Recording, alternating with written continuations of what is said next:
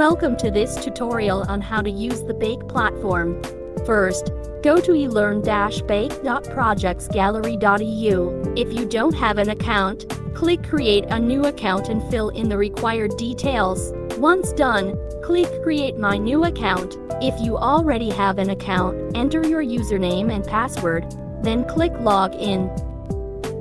On the left side, you'll find the main menu with options like Home, Dashboard, Calendar, Certificates, Private Files, and My Courses. When you log in, the home page displays the courses available in different languages. Click on Login in the course of your choice.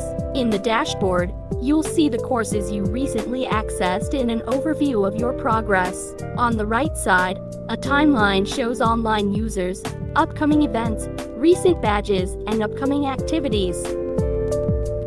You can customize the dashboard by clicking Customize this page.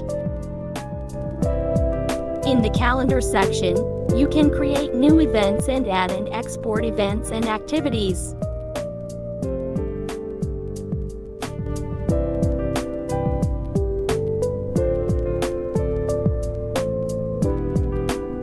The Certificates section displays the certificates you've earned throughout your courses. In Private Files, you can upload and manage your personal and private files.